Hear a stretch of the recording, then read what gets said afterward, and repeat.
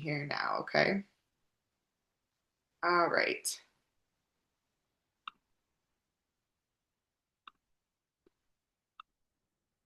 So let's dive into Canvas. This is going to be especially helpful for those of you who have not taken an online course before.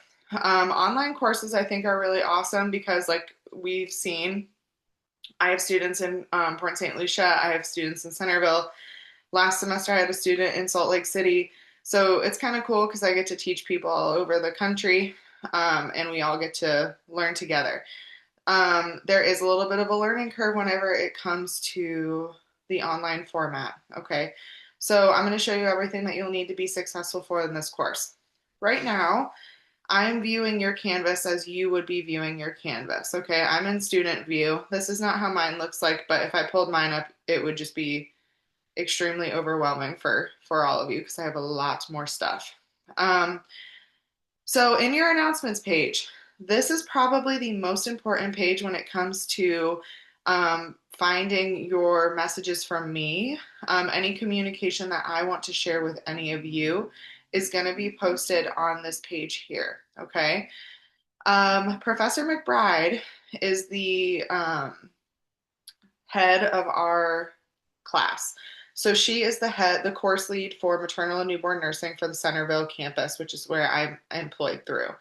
Um, she will post stuff for you guys in here.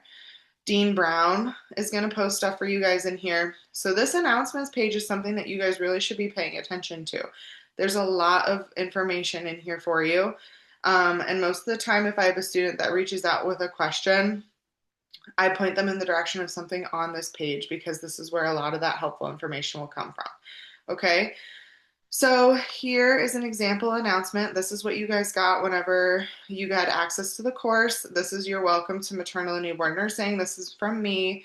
I basically just went in and told you to check out my profile page, your teacher page, to find the way to contact me.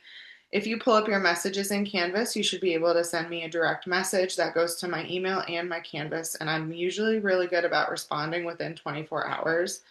Most of the time, it's sooner than that, to be honest. Um, each week, like I said, I'm going to be releasing a welcome to week blank announcement, which will have all of the assignments you need to complete for the week, along with material you will need to be successful for the class. Okay. These announcements are always going to come out for you guys on Saturday. So you guys will be getting access to my recorded lectures. You'll get access to the PowerPoint that accompanies it. You'll also be getting access to our classroom PowerPoint, which I will show you here. Okay. We are going to go over the nursing student orientation PowerPoint, but we're not going to do that until we're out and done reviewing Canvas. Okay. The other things in your announcements that are really awesome to look through, your ebook information announcement is here. Assignment expectations and resources. For those of you, especially who have not had an online class, this is how in this announcement for you is detailed how to complete each and every single one of the assignments that you guys will have throughout the semester. Okay, we're going to talk a little bit about each one of these in more detail. But if you're at home and you're trying to complete these assignments and you're not sure how, this announcement is going to be very, very helpful for you. Okay. There's also here assignment expectations. So, like your due dates. Okay. Our class runs on Pacific time. So, if you live in a different time zone, you have to just adjust that accordingly. Okay. So, plan to complete your homework or all of your coursework usually by Sunday night. Okay. That's a good rule of thumb to go by regardless of what time zone you are in.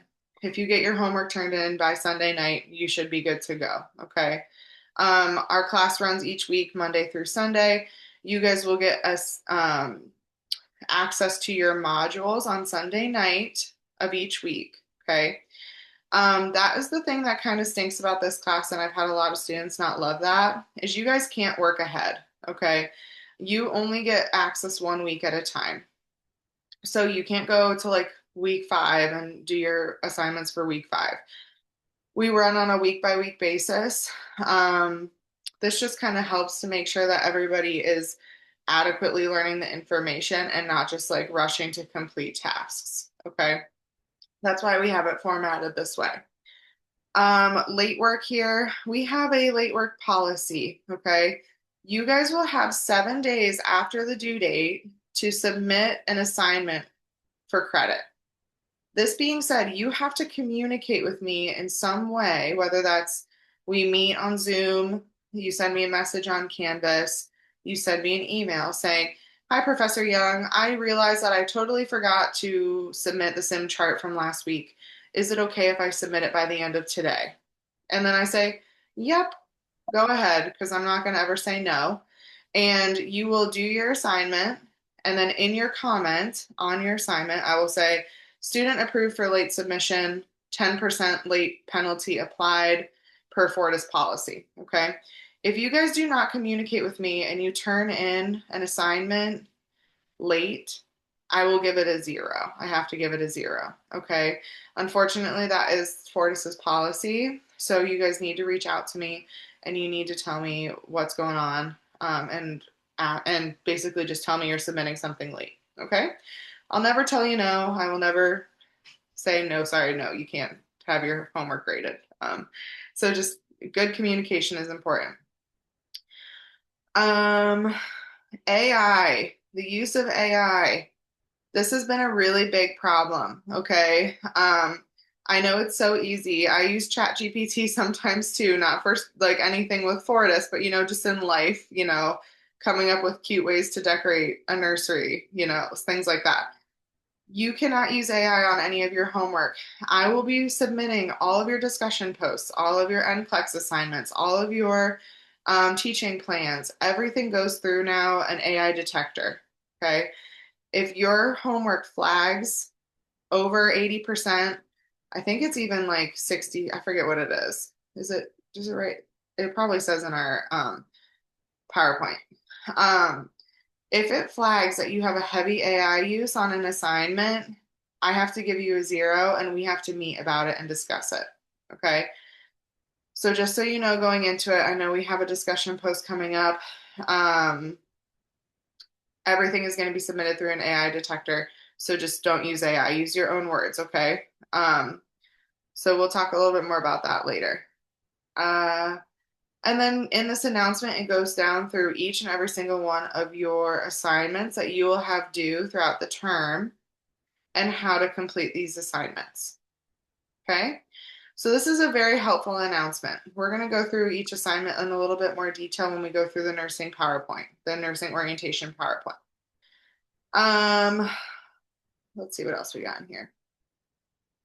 Your discussions and APA citations. So your discussion post, that's a really big part of your grade, okay? You're required to post a minimum of 3 times in each graded discussion. The 3 posts must be on a minimum of 2 different days, and you have to respond to the initial discussion question by midnight on Wednesday, okay? So by Wednesday night, you guys need to submit your initial response to a discussion prompt. The initial response, like I said, you can't use AI. I'll be putting it through a detector. It has to be in your own words. The discussion prompt also, you have to answer every single part of it. Just read it in detail. You can use different resources, literary resources, as long as you guys are citing your work. Make sure you are putting in your appropriate APA citations, okay? Then you have to respond to 2 of your peers by the end of the week on Sunday, okay, by Sunday night.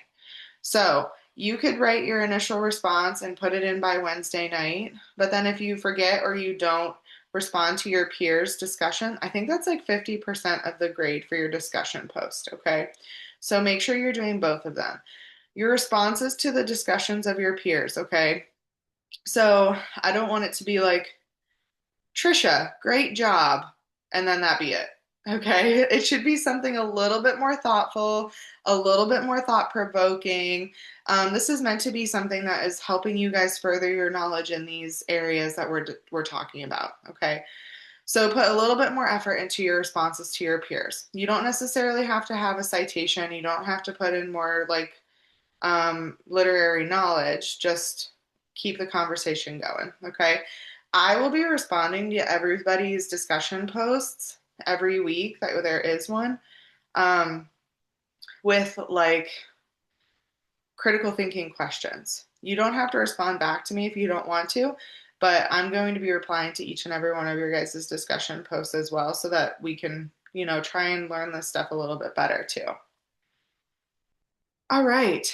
So that is a great announcement also. I just have a quick question. Yeah, what's up? So when you said like the three times, is that like three different peers? So it counts, your initial discussion post would be one, and then two different Two peers. different peers. Okay. Yep. Yep. So as long as you have those three, and then when I go in my grade book, it will show me like how many times you responded in the discussion post, and I can see like who you replied to and all that stuff. If you want to respond to more than two student peers, go for it. You don't have to, but it's never discouraged. Okay, in our announcement page, we also have some stuff on OB math. Okay, math is something that is going to continue to come up even when you are a nurse. You can never get away from it. Those of you who are nurses already, you know. Um, every single quiz will have a math question on it. All of your exams will have at least, I believe, 3 to 5 math questions on them. So you need to make sure you know how to do the OB math. Okay. This stuff has some good practice problems for you. Videos that go over calculation rates, all that good stuff. So to check that out, especially if you're somebody who has struggled with math in the past. Okay. Um, this resources page. Let's see. So, for every 3 weeks, Professor McBride is going to be posting resources for each week, and it's going to have every single professor's lectures, all of the games that each professor will play. Like in this one here, we have websites, we have some different flashcards and terms and games, videos, okay? So there's a lot of resources here for you if you learn in a different style than the way that I teach, okay? In here, this instructor's weekly material, weeks 1 through 3, this is what I was talking about whenever I was saying that every single professor, you will have access to all of their material, okay? So here you have Professor McBride. This is her PowerPoint. This is her recorded lectures. Dr. Roberts, these are hers. This is all the stuff she goes through with her class. Professor Shoemake, this is her stuff. My stuff is here for you. I don't have the recorded lectures attached with these, but I have recorded lectures that you guys will get access to weeks 2 and 3. Okay. Dr. Zeller, this is her information for you. So there's a lot of resources, guys. Okay. Please do not let this be a source of stress. You do not need to study using every single professor's material. You do not need to go into this resource page and try to learn every single thing that is listed in this resource page because you will lose your mind. There's a lot of stuff. Okay. That being said, if you are somebody who learns best by a fill in the blank along with a lecture, that is not what I do for my class, but I believe that's what Professor Shoemake does for her class. Okay. So if that's how you learn best, please use her resources. Please use her materials. You are not going to hurt my feelings. I want you to be successful, and we all know everybody learns differently. So take what you need from the resources pages. Do not let it overwhelm you. And if you can't find something that you um, need to help benefit yourself, um, reach out to me and I might be able to point you in the best direction. Okay. All right. So let's go ahead and take a peek at my personal welcome to week 1 announcement. So you guys got access to this on Saturday.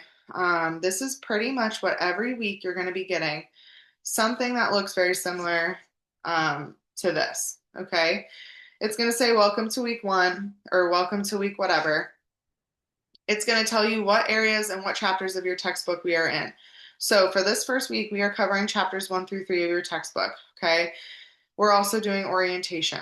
It's going to have attached to you a watch, the course PowerPoint, um, and then a watch and take notes. So this week is a little bit different because this week is one of the only weeks that I actually will lecture during class. Okay.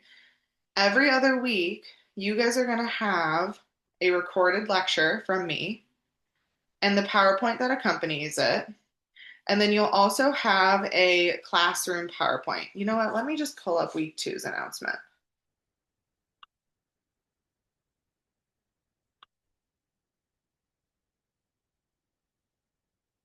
because it's easier if I show you.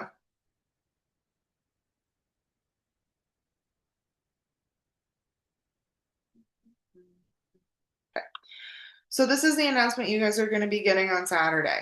We're going to go through it together just so that you guys all know where to find and where everything is going to be. So, read the chapters of your textbook. Review. Please listen to the PowerPoint attached below. Um, that is covering the content that we need for the class.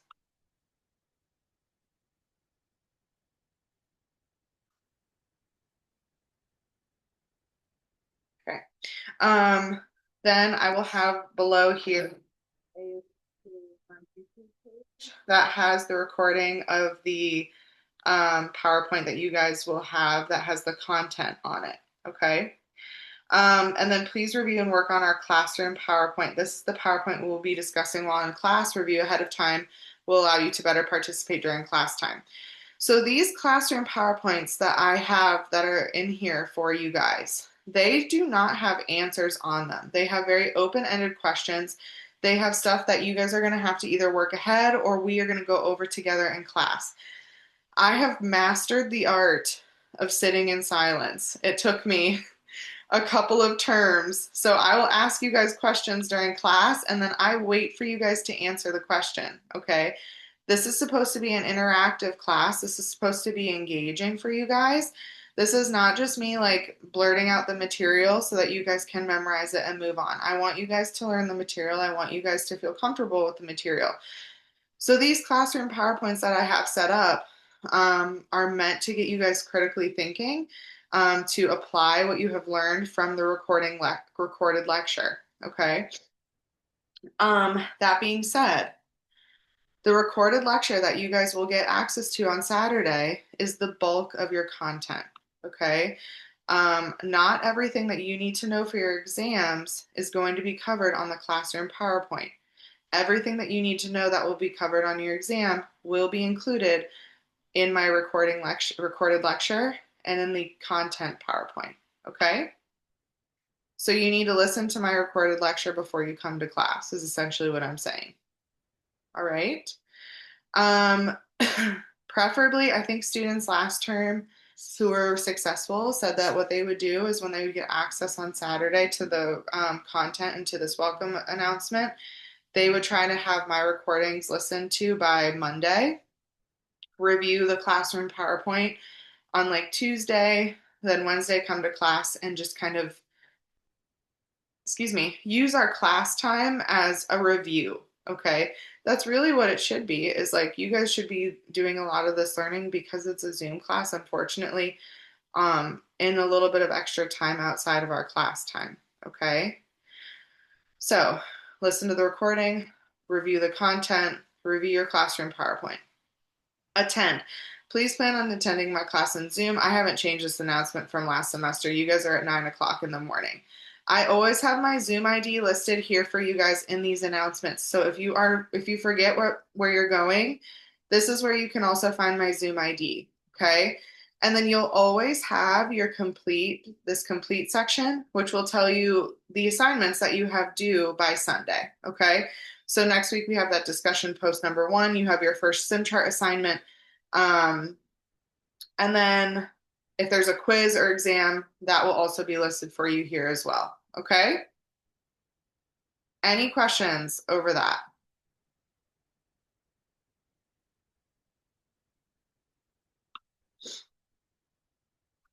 Awesome. So let's go back into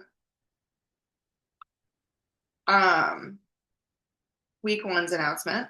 Like I said, this week is a little bit different just because it's our welcome week. Um, what you guys have due by Sunday is your discussion post, your introduction discussion post, as well as your OB Math 1 assignment. Both of these assignments are due by Sunday at midnight.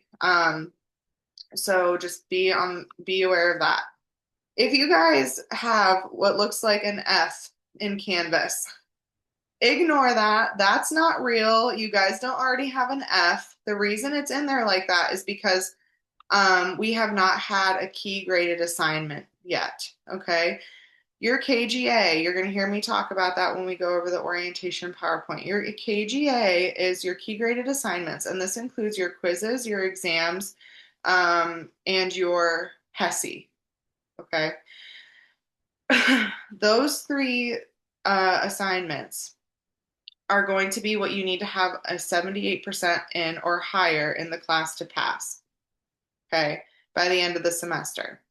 Your homework grades will count towards your final grade. But if you do not have over a 78% in your KGA, your homework score doesn't really matter. You could get 100% on your homework, but if your KGA is a 77%, it doesn't matter. Your homework will not be enough to help you pass the class. Okay. Um, we turn homework grades on and off in this semester. So let me stop sharing my screen here for a second.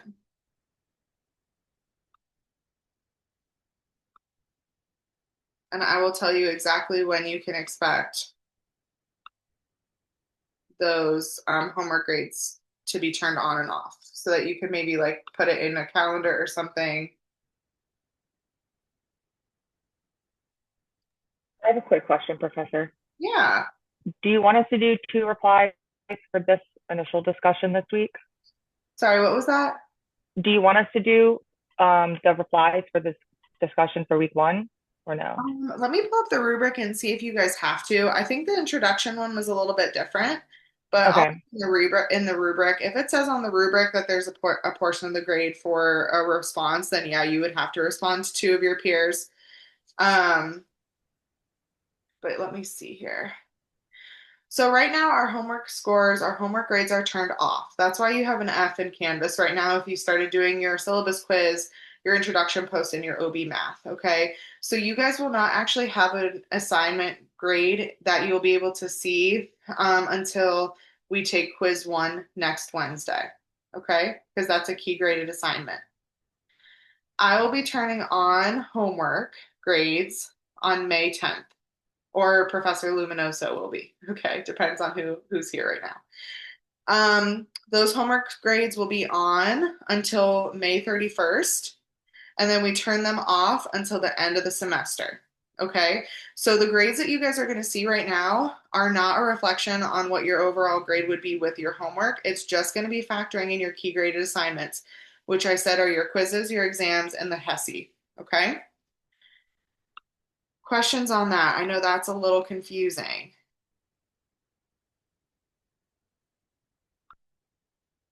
Okay, let me pull up your introduction discussion and we'll see if you guys need to reply.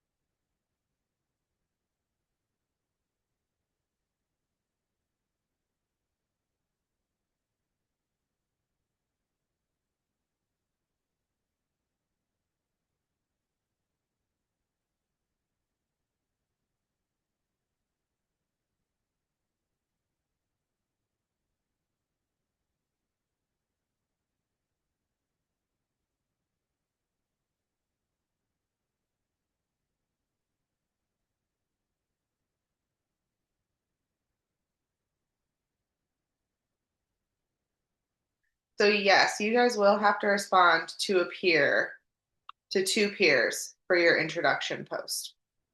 Okay. So you guys need to have your initial response to your introduction post due tonight, put in by tonight, and then respond to two of your peers by Sunday. Okay. And you need to submit the response, the three replies onto two different days to get full credit. Okay. Anybody have questions on that? No, thank you. Yeah, no worries. Okay, let me share my screen again. We're going to hop into the module section of your Canvas. So we went over our announcements page. That's where you're going to be getting the stuff that you need from me or other professors. Now your modules page is where you're going to be able to access our weekly material and our weekly like assignments. Okay, so this is more of the assignments page. Okay. So when you first go into your modules, you're going to see this huge list of student resources here that is available for you. Okay. Your next gen registration, your sim chart link to your sim chart site, online library resources, any other student resources that you may want is going to be found in this part of your module. Your course welcome. Here's your ebook registration. You guys will need to complete these two things, your syllabus quiz and your technology quiz. And then here is your about your instructor page. So this is me. This has my little bio on it. And then here is my contact information. So if we have a meeting and you forget where my Zoom link is, you can come here and you can click on this and it will take you directly to this Zoom meeting room. Okay. I also have just the numbers up here for you if you would like it.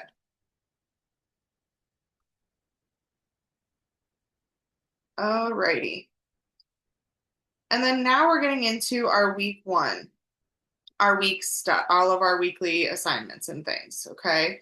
So you guys should have access to your week one module. Does everyone have access to this module in your Canvas? Yes. Okay. You do once you complete those two quizzes or whatever. Oh, you do? Okay. Good. Um, So in here is going to show you what you have due. So you have your introduce yourself assignment and you have your OB math calculations assignment. Okay. It also has your week one overview, which I don't know why I can't click into this while I'm in student view. So I'm just going to leave student view. It pretty much looks the same. Um, it has your week one overview, your week one reading, the sim chart practice, which you guys do need to do the sim chart practice in order to be able to access the other sim charts through the remainders of the modules. So make sure you get that. You kind of mess around with that and kind of get a feel for sim chart. And then your other assignments. So then week two module, I have locked until April 12th at 12 a.m. And that's when you guys will get access to week two. Okay. So Dr. Brown wants us waiting until Sunday night to give you guys access to the rest of the modules. Okay. That's why you guys get your announcements from me on Saturday morning, just to kind of give you a little overview of what to expect. And then your module becomes unlocked for you Sunday. Okay. Questions about your modules page? Awesome. All right, let's go ahead. It's 10 o'clock. Okay. Let's go ahead and jump into our syllabus. And then we'll go through the nursing PowerPoint. I was planning on taking a break probably around like 10:30, 10:45. And then when we get back from break, we're gonna lecture. Okay. There's not very much content to cover today. So but we'll spend the rest of the class lecturing. Okay. So here's your syllabus. If you guys have ever any questions over the stuff that we reviewed today, obviously reach out to me. But if not, this is where you can find a lot of the information. So let me zoom in here because I can't read that. So I'm sure you guys can't either. Okay. Here lists your prerequisites, what you guys need to have completed through Fortis already to take this class. According to the syllabus, this class counts for a total of 60 content hours.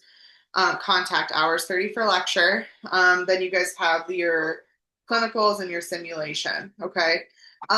One thing is I do not have any contact with your guys's clinical instructors or your sim chart instructors. So if you have a question about your clinical or your sim chart or your sim lab or whatever, I don't have um, the contact for your guys' individual instructors. So you would have to reach out to them in regard to your clinical. I had a student last semester who emailed me and was like, I don't know where to go for my clinical. Um, she was in like the Columbia, South Carolina campus. And I was like, girl, I'm in Ohio. I have no clue. Like, I can't help you. So please ask your clinical instructor, get their contact information. Cause I was like trying to figure out where to send this person. So, that is all going to be handled independently by your guys's, individual campuses. Okay. Here are your student learning outcomes and your course objectives. We're not going to read through each one of them. Your course requirements, okay? So you need to have an accumulative score of 78% or higher on your key graded assignments. You're going to hear me say KGA, key graded assignment, a lot this semester, okay? Those are your quizzes, your exams, and your HESI. So at the end of term, you will see if you have a 78% without the homework being factored in, okay? Once you have that 78%, you're good. You've got like an 85, you're sitting pretty. We turn on your homework assignments, and you still need to maintain above a 78% with those homework grades turned on. Okay. So what that means, last semester, I had a student who had an 82% after the end of the semester, and that was just her KGA. But she did not do a lot of her homework assignments, and she ended up failing the class when I turned her homework grades on. Okay. So do not let that be you, guys. Do not let that be you. You work so hard all semester to get the KGA above 78% that it just breaks my heart whenever people fail because of something like homework. Okay. So your homework grade does count towards your cumulative grade, but it only counts if your KGA is over a 78%. Does anyone have a question on that?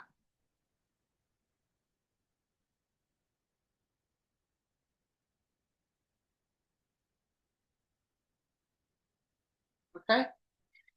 So here we have listed for you is your textbook that we go off of. You guys should have access to that verse for it through ebook. If you guys prefer to use a hard copy, reach out to the campus. They may have some that you can loan or rent, or you can find them. I think they were pretty inexpensive on Amazon. Okay. For this class, you really just need a computer. Let's see here. Attendance. Let's go over to attendance here. So your attendance is basically accounting for your time that is in the Zoom. At the end of every class day, I get the Zoom log for our session, and I can see when a student will come into class and when a student will leave the class. Okay. We remove homework attendance points in 15-minute increments. So let's say, so class starts at 9 a.m. Let's say you enter our Zoom at 9:02. Unfortunately, I would have to take off 15 minutes of attendance. Okay, we don't just go based on like the total amount of, like, we don't just take off 2 minutes. We have to take off 15-minute increments. Okay, so if you come in at 9:45, that's 45 minutes of attendance that I take off in your campus view. Okay, you guys cannot miss more than 20% of scheduled time. Otherwise, you could either get a deduct grade in the class, or Dr. Brown may say that you just fail the course and have to repeat the course. Okay. So you have to attend a minimum of 80% of scheduled class time. This is in combination with your clinical and your simulation. But for me too, like if you miss more than 20% of your Zoom class, Dr. Brown is going to be looking into that and deciding if, we need to lower your grade or have you repeat the class. Okay. So basically, long story short, come to class. Don't leave class early. Um, on quiz and exam days, okay, you guys have to stay in class after the exam and after the quizzes to get credit for your quiz and your exam. In semesters past, we've had students who come in, they just take the quiz and then they leave the class. Okay. We are supposed to be giving you guys a lower grade on the quiz if you guys do that, while also you lose attendance points. Okay. So on our exam days, usually those exam days are very short because you guys take the test for 75 minutes. I give you guys a 15-minute break. We come together, and by that time, we have like usually an hour or less left of lecture. And I've had it in the past where students will just be like, nah, I'm just gonna, not come back after the break. But you should because we're supposed to give you guys like lower grades on your exams if you guys don't come to class following quizzes and tests. Okay. Um, so let's see. We went over our late work policy and then we just went over attendance. Okay. If you have to miss class for an emergent, um, medical reason, family emergency, whatever, email me. Like I said, I usually get back to people like sooner than 24 hours. If you have documentation, like a doctor's note, a hospital note, a written note, anything like that, um, send it to me because then you won't get points off for your attendance. It will be excused. Okay. If you know in advance, like you have a court date or you have something medical that you have to have, or a surgery or something, and you're not going to be able to make it to a class one of the weeks, if you send me that documentation, I can reach out to the other professors and see if you guys can join in on a different Zoom. This is not something that we typically do. Typically, we require every student to make it to their individually scheduled class times. Okay. So we only make exceptions if you have documentation and you have like a medical excuse or a hearing or something going on that you can provide documentation for. So that is the exception to these attendance things. When it comes to missing an exam, missing a quiz, retaking an exam or quiz, the same things apply, okay? We typically do not let students retake exams unless there's a medical emergency or a family emergency or something that you have adequate documentation proving that like, this is why I cannot be at this specific classroom time, okay? If you know that you're going to have to miss an exam, please, please do not email me Wednesday morning at 7:30 a.m., okay? You need to have told me this weeks before, okay? If it is an emergency and you only know about it the morning of the exam, by all means, reach out to me as soon as you are aware of what's going on, and we can make something work for you, okay? I want you guys to be successful. I'm not out here to fail you, so I'm going to help you in the best way that I can, okay? Just a lot of communication is important, especially on the online platform. Just keep me posted on what's going on with you guys and what you need from me, okay? All right. Let's see. Our makeup requirements have changed a little bit here. If you have to make up an exam, you have to take the exam before your next week's scheduled course time. So if you have to repeat a test or you can't sit for the test the designated time, you have to take it before that following Wednesday. And you have to schedule a time either with myself or if I'm not available that week with another professor to sit and take your test. Okay? Here is our grading scale. This is what I really want to go over with you guys in greater detail. This tells you the grading components and values of each of our assignments and if it's a KGA or not, okay? So your unit exams, we have 3 exams in this class. They count for a total of 55% of your overall course grade. So your exams are probably the most important part and aspect of your assignments, okay? Your quizzes, we have 5 quizzes. They make up a total of 5% of your KGA. And then finally, your HESI exam is your final exam for the class, and it makes up 20% of your overall course grade, okay, your KGA. Your homework is listed here for you, your NCLEX questions, your case study assignments, which is your SIM chart, your HESI practice exam, your HESI assignment exam, and your teaching plan, and your OB math calculations. Those are all homework, and that's why it's listed here as additional graded assignments.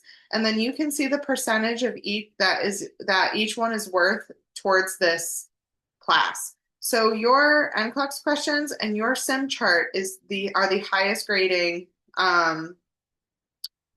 homework assignments that you have. So it's very important that you guys know how to do these and that you complete them on time. All right. Then your Zoom session is a pass fail, and this is based on your attendance, and then your clinical and your simulation. Okay.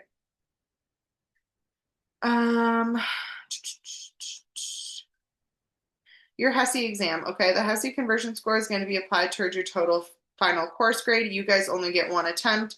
You guys have had HESI exams in your other classes for Fortis, so you guys should be familiar with HESI. And we have towards the end, our week 10 class is strictly a review session for your HESI. Okay. It's still mandated as part of your attendance, but we don't lecture on new material. You guys come, we do a review session, you guys go, and that's that. Okay. We went over our late work policy and procedure, but this is listed for you as well here. And then here is this like out of class time, how many hours you should be spending. Okay. I may not be like other professors because I'm going to tell you, I don't necessarily believe in this. I think that there are some students out there who need and will need to do the total 60 hours per week for this course to be successful. But I also know that some students are able to study effectively for 4 hours and do very well on the course and the material. It is all dependent on how you study, how you prepare, okay? So I don't want you guys to go based off of this verbatim, okay? Because I think that that is just could be potentially detrimental to your learning. So find what works best for you in this class. Find the best way and to get the material and understand the material. And however long it takes you to do that is however long it takes you to do that, okay? I really hope you're not spending more than 8 hours studying for this class. Okay, that's a lot of time. If you are, reach out to me and we can try and come up with something that may be a little bit more time efficient and help you better in a more effective way than just continuously reading the textbook. Okay. Here is the last thing that we're going to go over in our syllabus, and this is the course outline. So this course outline is very helpful if you guys haven't like looked through your announcement, your module is confusing, you have questions still over like, you know, we have our exam next week, but I forget what chapters exactly of the textbook we covered. This course outline is very helpful for that. So it goes through here your week 1, the concepts that are covered, the reading, so it goes through what chapters of the book that we're in, and then what assignments you have due. Okay. And it breaks down every single week. So then you can look ahead and you can say, okay, in week 2, we're going to have our first quiz. So that's next Wednesday. We have our first quiz. And that's going to be over like the information that we learned this week. And it's also going to cover some content that you guys will be learning next week. Okay, so that's why it's important to listen to that recorded lecture and go over the content before you come to class on Wednesday, because it's going to help you with your quizzes, because each quiz is going to be focused on information from the week previous, but also will incorporate some questions for the week that the quiz is in. Okay. How long are those recorded lectures that we're supposed to be watching before the classes? I think my longest one was an hour and 45 minutes. Oh, okay. So I try to keep it pretty condensed. Um, Mm. and yes, all of our quizzes are taken when you're in Zoom. So there's some specific requirements that you guys will need to know for when we take quizzes and exams that we'll go over here too. Um, so yes, most of the recorded lectures that I have are typically an hour and a half, I would say, an hour and a half to an hour 45. There is, I think, one week that has a lot of content, and I believe that is week, let me look. I'll be able to see whenever.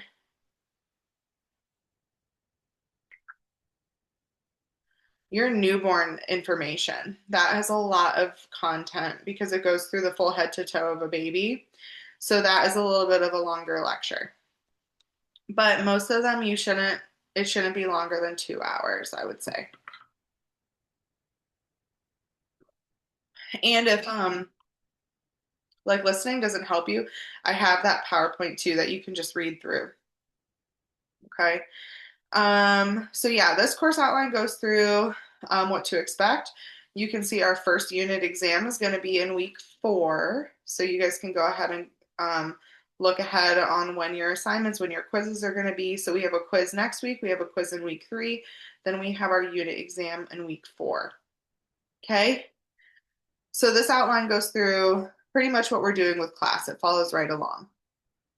Okay, let's see. And then this goes through here, your simulation. All right, questions about the syllabus? Sweet. Get out of there.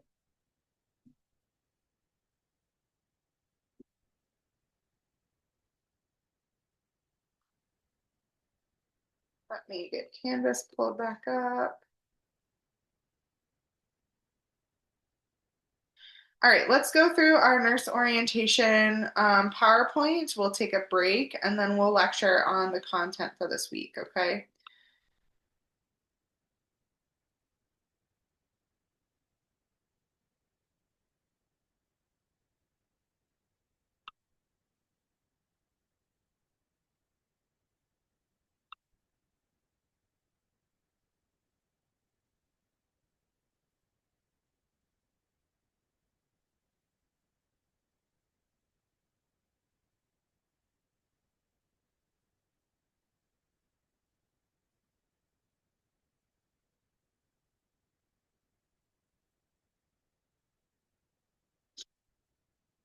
All right, my computer is taking a second to pull up this PowerPoint.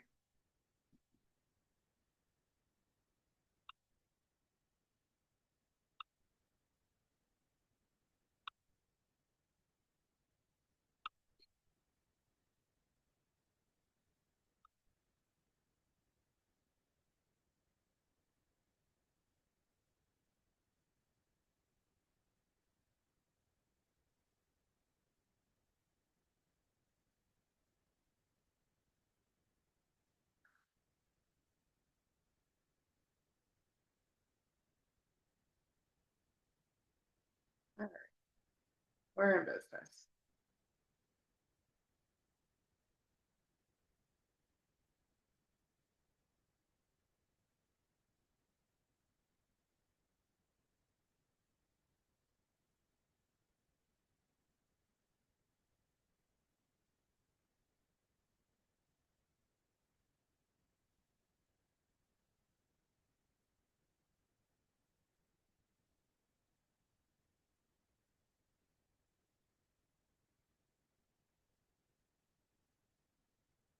Okay.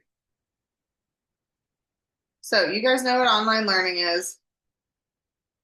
Um, so for me, like I said, I'm going to be your biggest resource. I'm available by email, Canvas, messaging. I'm going to provide feedback on every single one of your grades, which should be in your grade book for you to review. So if you go into each individual, hold on one second. Let me go turn off this. I'll be right back. I'm just going to turn off this little thing that's running outside the store.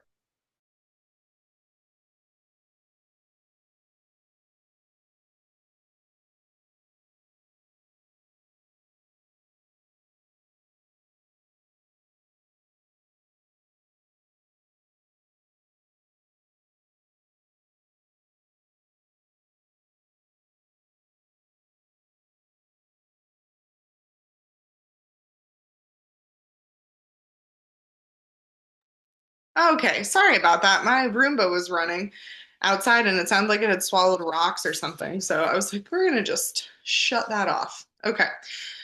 Um, so I showed you guys how you can get a hold of me, best way to contact me and reach me. Here, if you guys ever need to contact Danielle or Professor McBride or Dr. Brown, this is their emails listed here for you. Okay.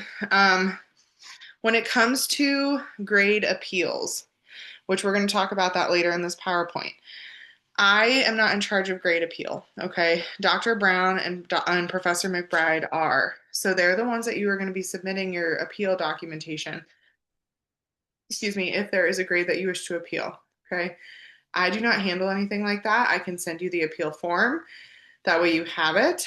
But I do not directly deal with the appeals. So you guys will need to go through them for that. All right, this just shows you here how to get into um, any computer access issue, any questions that you have for the online course, who you should contact. This has Dr. Brown's contact information for you again.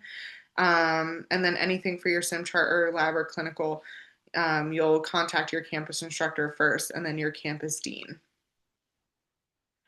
This goes over etiquette, netiquette. Um, Obviously, like we want to make sure that this Zoom is a friendly place for everybody to learn. We need to make sure that we're not like harassing, being rude, keep just, treating others the way that you want to be treated effectively. I have not had an issue with a student yet with this, but if something were to come up, you will be asked to leave the Zoom or removed from the Zoom, and then disciplinary action will have to take place through your campus dean and with Dr. Brown. Okay, so just everybody treat everybody nice, and then we don't have to deal with it. Okay, we talked about everybody being on camera the entire time. So obviously appropriate clothing needs to be worn while you are in class. So just make sure that you're covered appropriately when you come to your class. Okay. This goes over the alcohol, tobacco, drug policy for this campus. I'm not going to read through all of this because we have a lot of stuff to cover yet. So feel free to read through this, and if you have any questions, just ask. All right. We talked about our attendance policy. This class goes from 9 to 11:41. You will receive attendance for the entire class time. If you leave early or you come in late, we remove attendance based in 15-minute increments. Our activities include our discussion questions, projects, papers, sim chart, and NCLEX questions, quizzes, and exams. We do not have any papers in this class. We have a teaching plan, which I guess you could consider that as a project. But that is something that we'll go over because it's not due for you guys until like week 8 or 9. So that's something that will be addressed later in the semester. Okay. We talked about our discussion board. The initial post needs to be by midnight on Wednesday and then respond to 2 of your peers by midnight on Sunday. Your HESI remediation, which again, that is not until the end of the semester. That is not really pertinent to you guys until about week 10 and 11. We'll go over the remediation requirements later um, later in the course. Okay. Capria.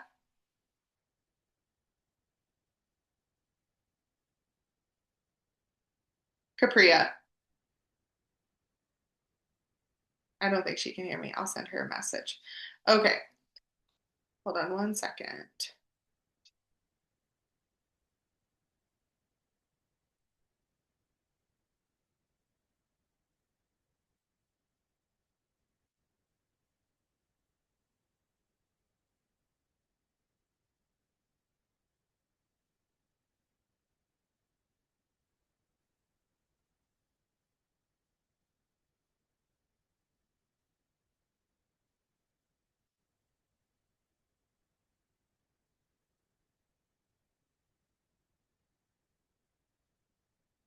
Okay. Your due dates are in Canvas according to your syllabus week, and they are posted also in your course shells. If you ever have a question on your due dates, don't hesitate to reach out. But most of the time, if you submit everything by Sunday night, that is appropriate and will be acceptable. Okay. Your course activities, like I said, must be completed the week that they are assigned.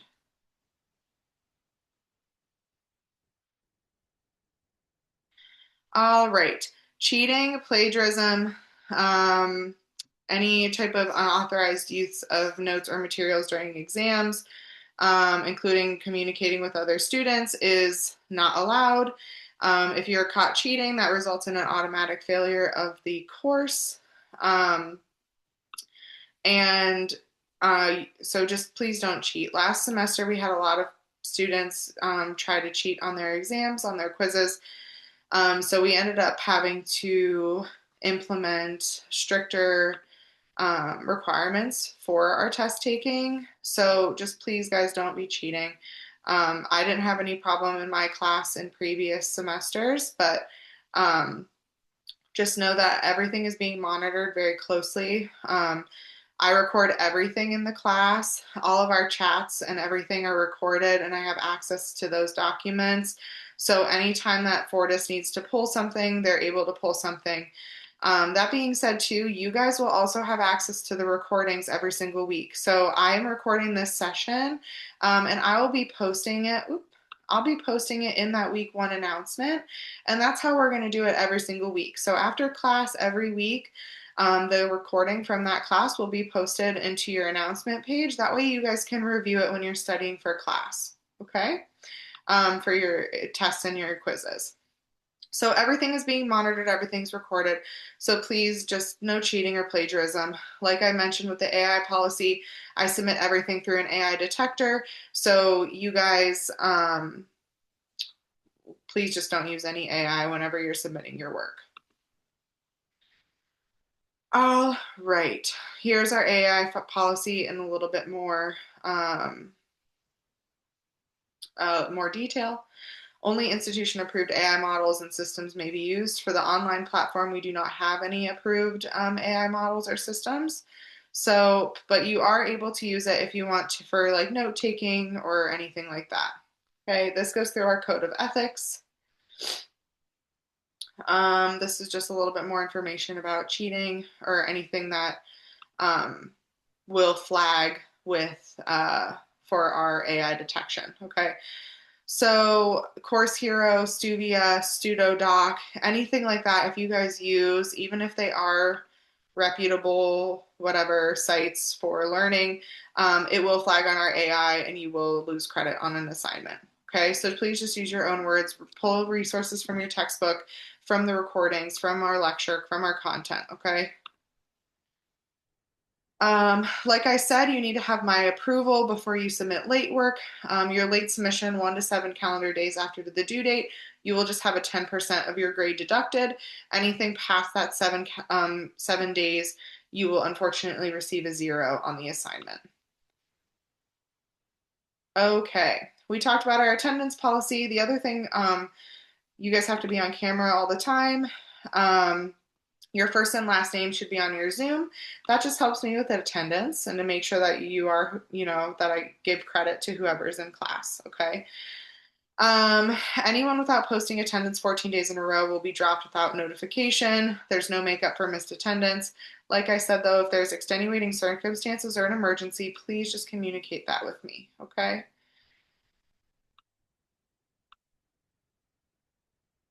All right.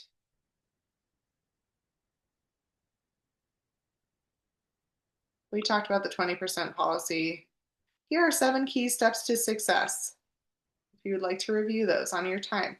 To be successful, like I said, make sure you contact with me, communicate with me, have reliable internet connection, maintain a schedule, read all assignment directions very carefully. Okay, that is a really important one. When we go over through each individual homework assignment, each homework assignment has different requirements for you guys to be able to complete them successfully. So that being said, like not everything is the same when you submit them, and there are some homework assignments that students in the past have had some confusion with and some trouble with. So please don't wait till the last minute. If there's questions, like reach out to me and I'll be more than happy to walk you through it. All right. A lot of this stuff we already went over, okay? So that's why I'm kind of skipping through some of this stuff. Alrighty. Like I said, I'm more than willing to meet with you individually. If you need some extra tutoring, just let me know, okay? We went over our graded assignments, our KGAs. I told you when the course assignments are going to be, the grades are going to be open and when the homework grades will not be open. This goes through that breakdown again, like we went through on our syllabus. All right, let's see what else we need. Okay, this is what I wanted to talk about for sure. So, for our exams and quizzes, these are the requirements that you guys will need to know before we take each exam and quiz, okay? You need to have 2 devices available for each exam or quiz, okay? So, you need to have Zoom pulled up. Typically, students will pull it up on their iPhone, will have the Zoom on their phone, and then they will use their computer, laptop, tablet, what have you, to take the quiz on. Okay. I need to be able to see you in the Zoom just like class. I need to be able to see you fully in your camera. We'll go through like the requirements for exams because they're a little bit different. But for your quiz, you do need to have that second device. Okay. Our first quiz is next week. So when you come to class, because we do the quizzes immediately at the start of class, make sure you have your second device open, that you're on your Zoom on your second device, and then you have your laptop or whatever it is open and ready to take the quiz. Okay. Um, let's see. If you go off camera while you're in a test or in a quiz and you have not submitted the quiz and you have not finished, you will get a 0 for that exam or quiz. Okay. Um, so after you check in for an exam, you guys are not able to get up. You're not able to leave your screen. Otherwise, we would give you a 0. Or if we haven't started yet, I would have to recheck you in. Okay, which is not the end of the world. But just so you are aware, that is something that that can occur. Okay.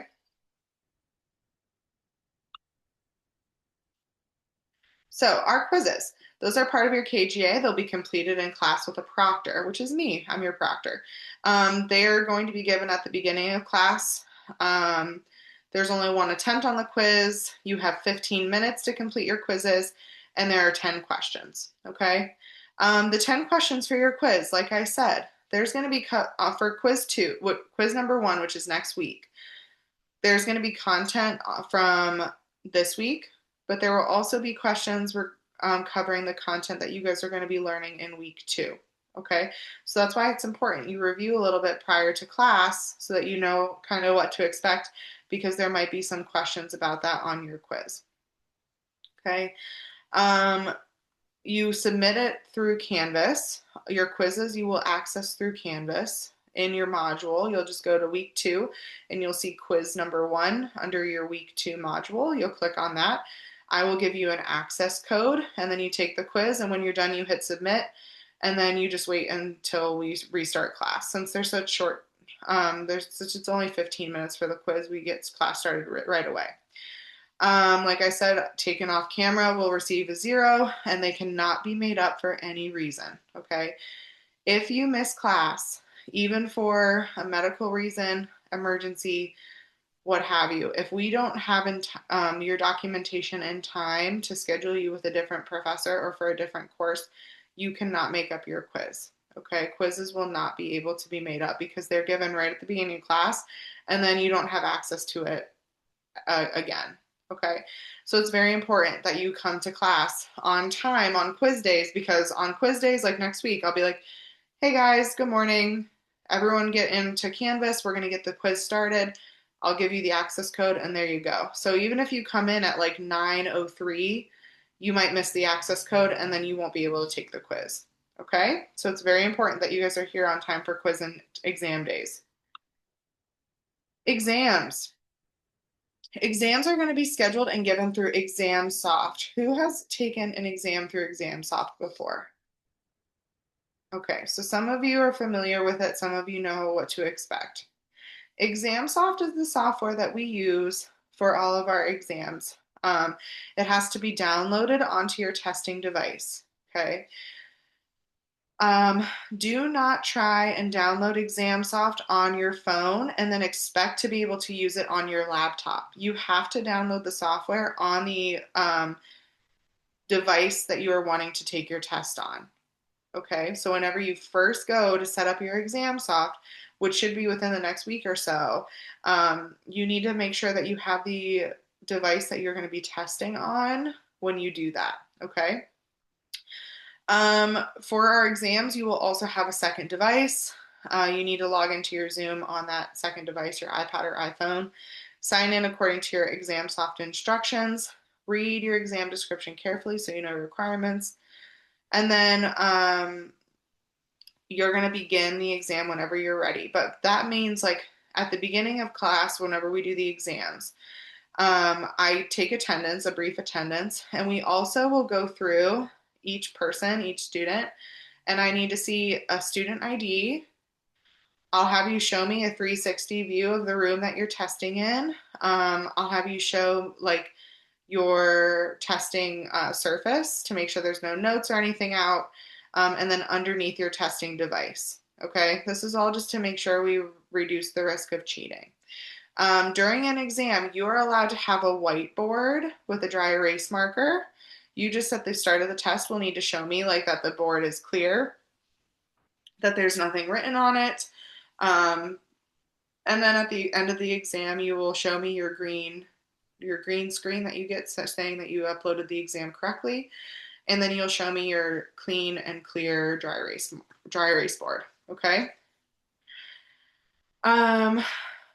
So I'll need to see that confirmation screen once you finish your exam, and then you'll be able to either just turn your camera off. You can leave Zoom until we are back for our designated class time. Okay.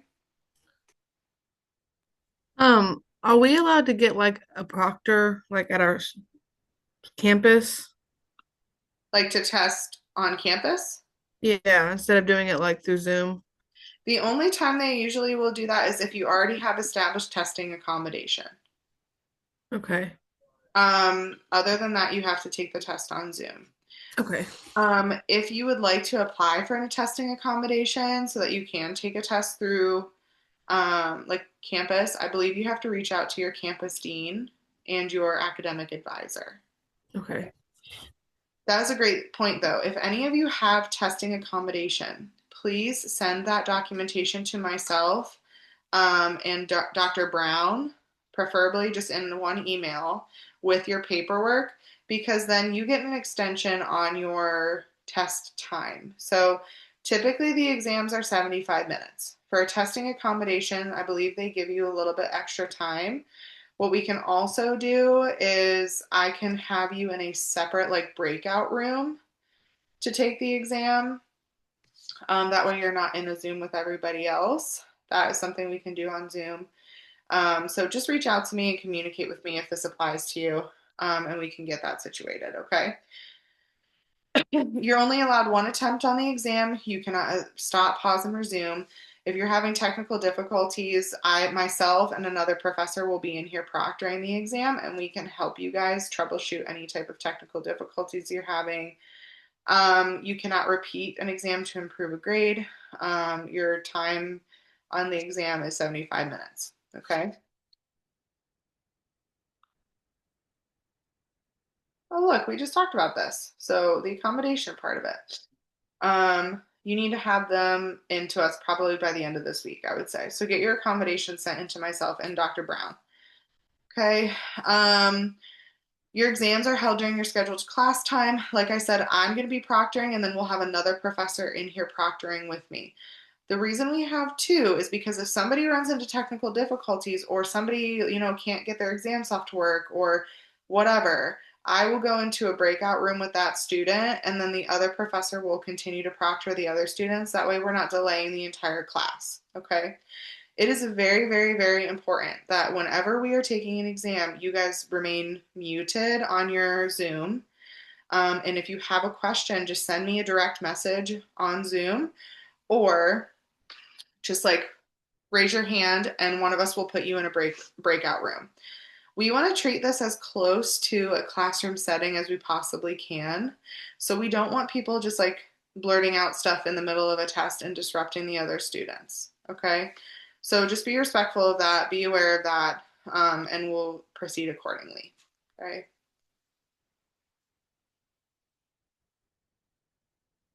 All right, we talked about this. They're going to be proctored. They're also going to be recorded. Your face must be visible at all times. You must show your photo ID. We'll show your testing environment. Make sure your ears aren't covered. You can't have headphones in during your exam. No smartwatches or smart or glasses on, like smart glasses or whatever they are. Um, so we'll go over that a little bit more on test day, which your first exam will be week 4. Okay. Missed exams will be held to the late work policy. An exam missed without prior notice will be a 0. An exam missed for personal reasons will result in a late penalty. An exam missed due to an emergency will require documentation of the emergency, and you must notify me within 24 hours of that scheduled exam. Okay. And then we can reschedule for you. Okay. Like I mentioned, and this is like going through everything again, if there's something going on, you have to tell me about it, preferably as soon as possible. That way we can help you and reschedule for you if you need to reschedule your exam. Okay. Let's see. If you contact me after you've already missed the test, it's going to be really hard to make up your exam. Okay. We want you to be successful. So just make sure you're communicating with me. Okay. This kind of shows you where you can find where we take our quizzes. Like I said, they're in your modules under the specific week that the quiz is in. So you'll be able to access it through Canvas. Okay. You'll just go into your Canvas and you'll find quiz 1.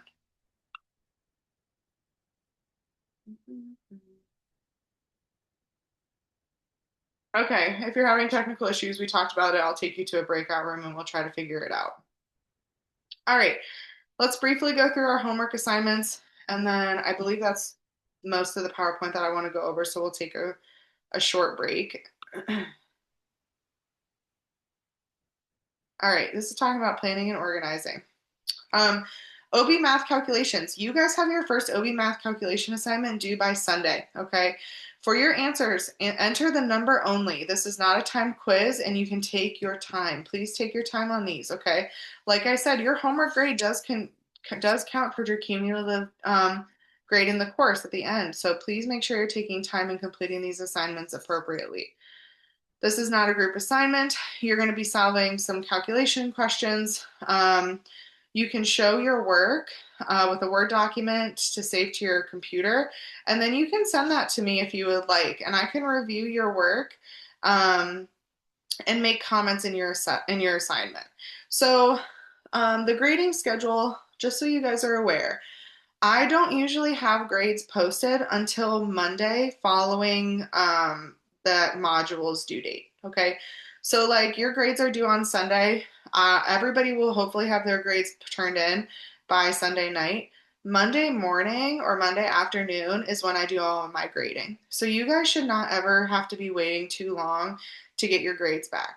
Sometimes I will, if I see that you're a student who likes to get their stuff done really early in the week, you've already completed all of your assignment, I'll go ahead and put your grade in sooner than that.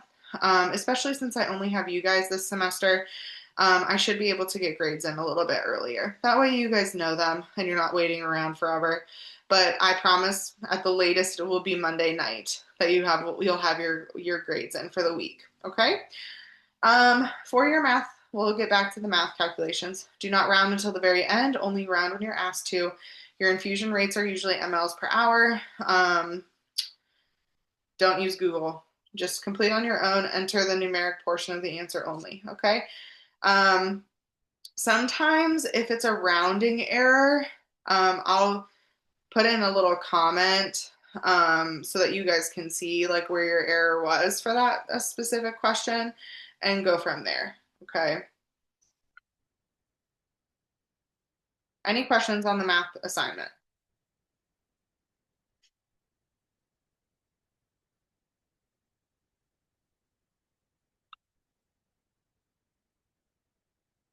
You guys do not need to be on Zoom for the math, like for this kind of stuff. This is just homework. Okay.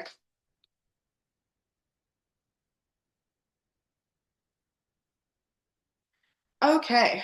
Our next assignment, and this is an assignment that a lot of students have problems with, is the NCLEX Saunders questions. Okay. This is something that we use to help prepare you to sit for the NCLEX. Also, it will help prepare you for your HESI. Okay, this is meant to be review. They have really good questions and problems in this program, so that is why we use it. It is through Evolve, and we're going to go through it here really quick. Okay, so follow the instructions. Obviously, number one, select the link for your NCLEX instructions. Those are going to be in your modules, and it's going to look like this. You're going to click into here, and it's going to redirect you. Okay, but first, before you do anything like that, you need to read the directions in your module very, very carefully because it tells you exactly what to select whenever you go in to complete this assignment. Okay, so for our week 3 NCLEX assignment, you're going to go in and you're going to be directed to the NCLEX RN examination. Read the information in the NCLEX dialog box. You'll click continue. And then on that page, you're going to select assessment and 50 questions. You're going to select priority concepts. Select it. It walks you through exactly what you need to do. So you'll select attributes and roles of the nurse, expand the subcategory and select professionalism and leadership. You always want to select new questions only, and then you'll hit begin session. Okay. When you have completed all 50 questions, select end tally session. You're going to want to save and print results or select as a PDF. Okay. Here's something that you guys really need to know. Whenever you're submitting your assignment on Canvas, we're very particular about how you title your assignment. Okay. Your assignment title needs to look exactly like this. Nursing 202, week 3, NCLEX, your first initial, last name, and then the date that you completed it. Okay?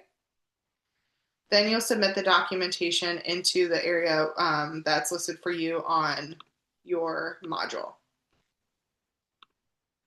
All right? It's very important because every week or every time you have an NCLEX assignment that's due, it is not going to look just like this. There's going to be different subcategories that you choose each time. There's going to be different assignments that you have to complete each time. So you need to make sure that they are appropriately labeled and that you guys complete the appropriate questions. Okay. If for some reason you submit an assignment and you have not completed the correct questions under the correct subcategories, I'm not automatically going to give you a 0. I'm going to just put a comment in your assignment and say, hi, you completed the wrong one. Please go back into your Evolve, complete this required stuff, and resubmit it to me by this time.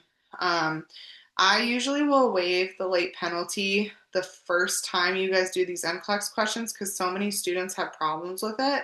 However, if for subsequent assignments you are still completing the wrong stuff and you're not submitting it correctly, you will get a 0 and you will not be able to resubmit it. Okay?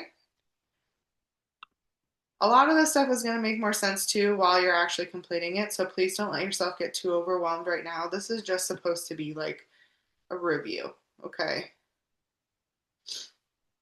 This walks you through it too, so if you ever need to reference you can reference the online PowerPoint as well, okay? Take your time on the NCLEX questions because the score that you submit is going to be the score that you receive. So say you go through and you complete 50 questions and you get a 35. We're going to be scoring it. We're going to be giving you the percentage of 35 out of 50. That will be your grade. Okay, if you get a 50 out of 50, it's 100%, so on and so forth. So make sure you're taking your time on this assignment.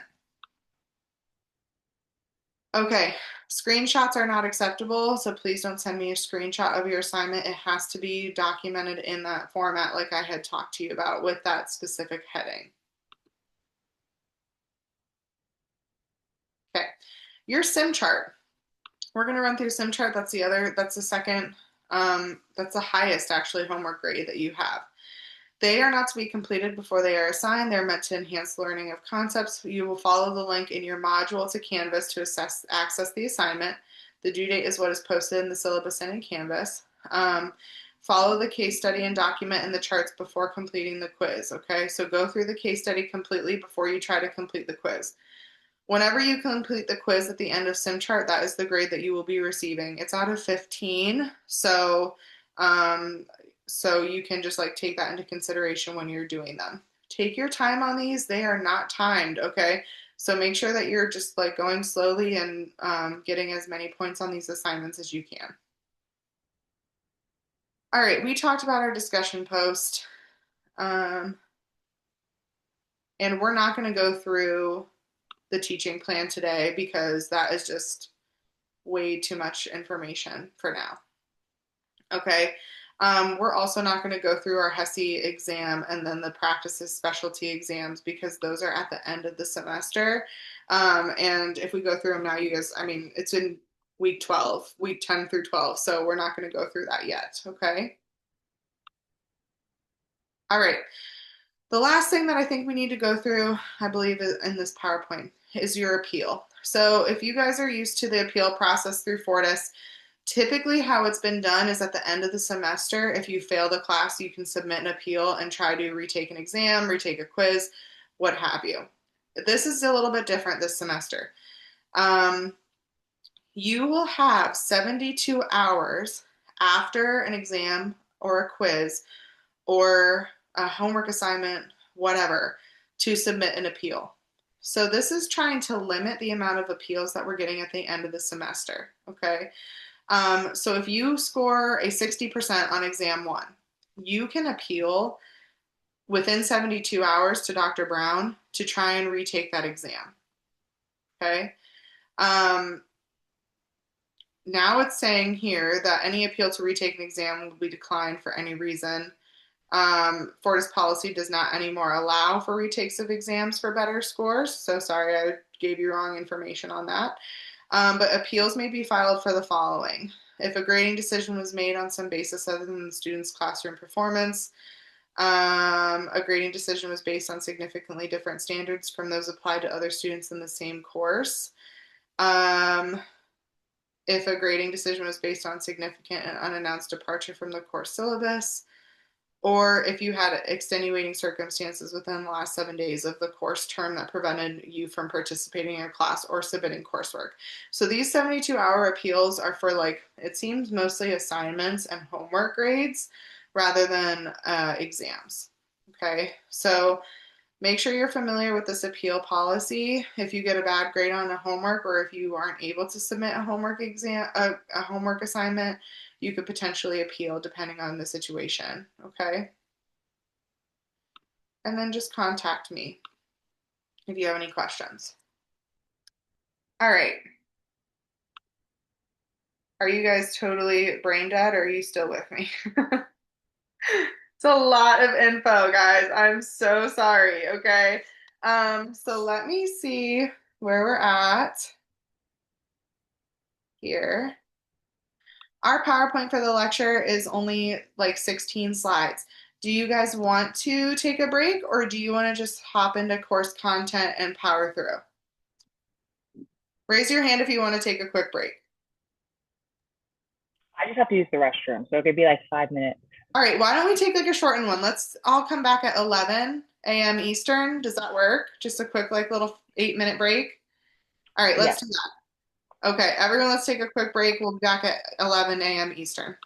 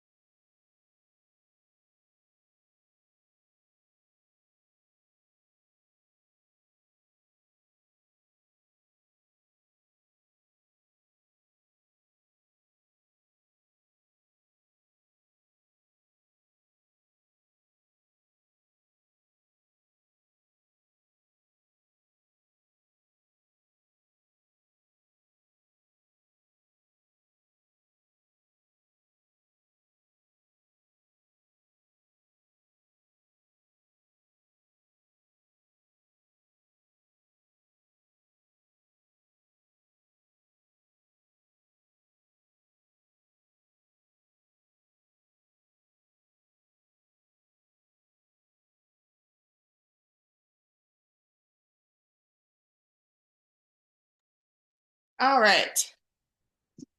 Let me get this PowerPoint filled up and we'll get into our content for this week.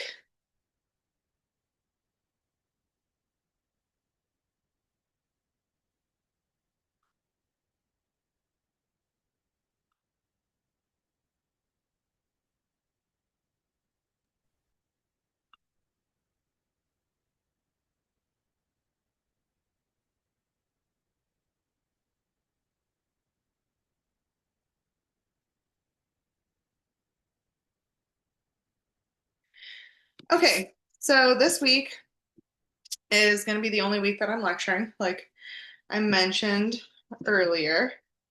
Um, we're covering chapters 1, 2, and 3 of our textbook. You guys should have access to this PowerPoint in that week 1 announcement that I had sent out on Saturday. So if you want to take notes and follow along, you're more than welcome to do so. Okay. We're going to be covering family culture, health promotion, and assessment. So let me see, make sure that you guys have what I need you to have. Yep, we're good. Okay. So, when we talk about 21st century maternity nursing, this is encompassing the care of childbearing women and their families through all stages of pregnancy, birth, and the first 6 weeks after birth.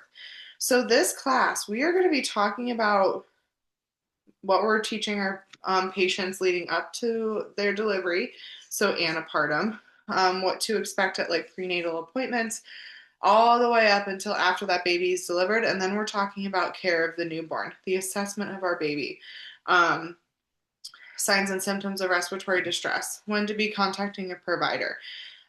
So this is encompassing the antepartum, labor, delivery, postpartum recovery, and newborn of. So we're covering everything maternal and newborn medicine. Okay. So like I said, preconception, prenatal, antepartum, intrapartum, and postpartum care is what we're going to be covering in this class. So we do see some issues and trends in the care of mothers and infants, unfortunately. There have been many advances in the past 150 years. However, as you all know, we are still facing some disparities in healthcare to this day, especially pertaining to women. Healthcare for women is a very underrepresented area of medicine. So we still see some mortality rates and morbidity rates in moms in certain patient populations, even in the United States, where we have very advanced maternal and fetal medicine. So this is obviously something that as nurses we want to try and reduce. So how can we do that? We're going to talk about that today. What is our role in this healthcare system to try and reduce these disparities? One of the biggest healthcare disparities that we run into is limited access to healthcare. Okay. A lot of that is location of the nearest hospital facility. I know not all of you are in Ohio, but you may be able to relate to this. I've seen a lot of smaller rural facilities shutting down. Because of finances, right? They're not able to remain open, or they're being taken over by bigger hospital systems and being incorporated into a giant healthcare system. This is detrimental to patients, especially, for example, like the Amish population. They probably have like one reliable hospital that they can go to for adequate health care, and that covers an area, a radius of about 50 miles. Okay. I did do a travel assignment out in Montana, and that was really bad because I mean, Montana's huge, right? It's a huge state, and the hospital that I traveled to, we had a radius of 5 hours in either direction before we hit another hospital. And we were a very small LDRP unit. Like we only had maybe like 60 deliveries a month. Okay. But like this is a prime example where limited access to healthcare can be very detrimental to certain patient populations. Okay. In Amish country, obviously the Amish. In Montana, the Native American population was being vastly misrepresented and they didn't have enough health care. Okay. Another one is the ability of a patient to have safe transportation to and from appointments. Okay. If there's a patient who is unable to drive for whatever reason, or they can't afford a vehicle, or they already have 7 kids at home and they can't get to their appointments. How do we expect them to continue to take care of themselves and to monitor the growth of their baby appropriately? Okay. Um, Health literacy, this is just the inability of patients to understand discharge instructions or medical advice. So we need to, as bedside nurses and healthcare professionals, make it a priority to explain our patients' healthcare to them in a way that they're going to understand. Okay, so we need to use layman's terminology. This is stuff that you guys should have heard of before. This should not be new. Um, we're using layman's terminology whenever we're giving discharge instructions so that our patients are better equipped whenever they go home, so they know what everything means. Okay, if you say you had a postpartum hemorrhage and your EBL was 750, they're going to look at you like, what? Like, tell them the next time you go to the hospital to deliver a baby, tell them that you had a lot of bleeding after, and then they're going to know what that means. Okay, so just little things that we can do as the bedside providers to make the experience for our patients more well-rounded. Okay.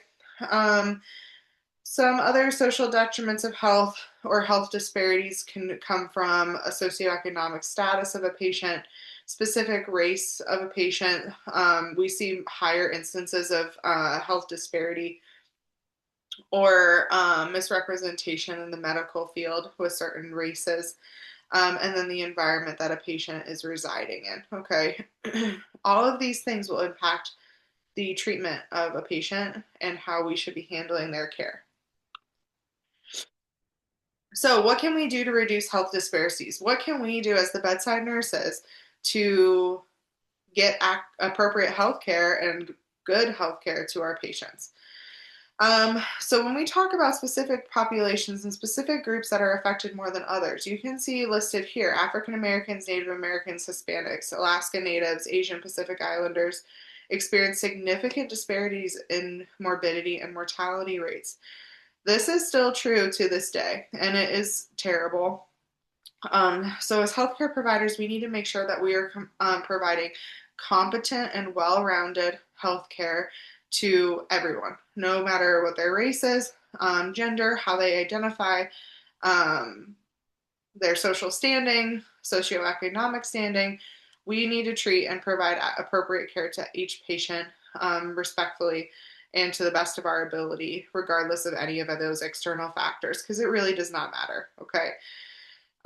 There are different agencies in place to assist in the effort of minimizing these disparities. The Healthy People 2030 goals come out. They're 10-year national objectives for improving health of all Americans. The 5 overarching goals of 2030 were attaining a healthy, thriving lives, being and well-being. You guys can look these up. I'm not going to read through every single one of them because they're quite lengthy. But this is an example of an organization that is putting their best foot forward to try and reduce these health disparities and make sure that patients have equal access and appropriate access to health care. Okay. I'm sure for those of you who are LPNs already, nurses already, you've seen health disparity and these kind of problems arise on your units and on your floors. And it is truly like something that we face every day. Okay. So, what are some issues that are that exist within the healthcare system that lead to these health disparities and this gap of care for our patients? The first is being structure. Okay, like we said, some of these hospital systems, like there are some patients that the closest hospital is 2 hours from their house. How are they expected to get there? Do we expect them to get there and drive and maintain every single appointment if it's that far and it's that inconvenient? Probably not. It's expensive, right? If a patient doesn't have health insurance, they're looking at hospital bills now that are in the hundreds of thousands, okay? Especially for delivery of a baby. If that baby had complications or a C-section or anything, we're looking at a really massive healthcare bill, okay? So this also dissuades people from coming to the hospital. A big one within the healthcare system are medical errors, okay? And this does fall within that umbrella of infrastructure of the hospital healthcare system, right? And this is something that us nurses actively participate in. We contribute to this. We are responsible for med errors. We are the ones passing the medications. We are the ones at the bedside. And this is going to be um, blasted into your guys' brains probably every single nursing class that you have, and through your orientation when you're on the floor. Okay. We need to reduce our medical errors. What does that mean? We're giving appropriate SBAR report to our providers. We're giving appropriate SBAR report to the other nurses on the floor who are taking over our patients after our shift is over. We're giving appropriate SBAR report to any other type of axillary worker who's coming into that room, whether it's dietary, whether it's respiratory therapy, if they're going for a testing or a scan. We need to communicate with the ultrasound technicians or anybody else any important information that is vital to this patient's care. Obtain adequate informed consent for anything that you're doing. This doesn't necessarily need to be a written consent for a surgical procedure. That's what we usually think of when we think informed consent, right? At least that's where my brain goes. This is also including if you are performing a cervical exam on a patient. That is not, oh, hey, we're going to do your cervical exam today. Let's go ahead and get you in the stirrups. It's, this is what we're wanting to do. This is why we are wanting to do it. This is how this procedure is performed. Are you okay with that? That is verbal consent as much as it is an actual signature on a legal document. Okay. And then correct medication administration. There is a list that we talk about, the J code do not use list. That is in your textbook, table 1.3, page 12. This just goes through medications that have very similar sounding names that we need to be cautious whenever we're administering to make sure we're giving the right med. And then those last ones we kind of already talked about. What are the trends in nursing practice? Okay. Evidence-based practice. This is vital for nurses to stay up to date on evidence-based research and best practice. The workplace should allow employees access to various resources. Okay. It is your job to maintain your license, right? It is your responsibility to perform tasks with the best evidence-based practice, the most up-to-date evidence-based practice. That falls under the umbrella of your responsibilities for maintaining your license and maintaining appropriate bedside nursing care. Okay. Your hospital that you work for, or facility, or agency, or whoever you end up working for, should have a list of policies and procedures that you should be able to reference at any time. Okay. You need to make sure that you're following policy and procedure whenever you're performing any type of bedside care. The next thing we'll talk about is our standard of care. In legal terms, the standard of care is that level of practice that a reasonably prudent nurse would provide in the same or similar circumstances. Okay, so when we're talking about standard of care, this is how you should be operating with each patient and every time you perform something at the bedside. In the opposite aspect of this would be negligence. Okay, so this is something that nurses, anytime that there's like a big case and a nurse is being, sued, or there's a lawsuit or something, negligence is one of the things that people will cite. And this is whenever the care given is compared with the standard of care, and if that standard was not met and harm resulted, then negligence will have occurred.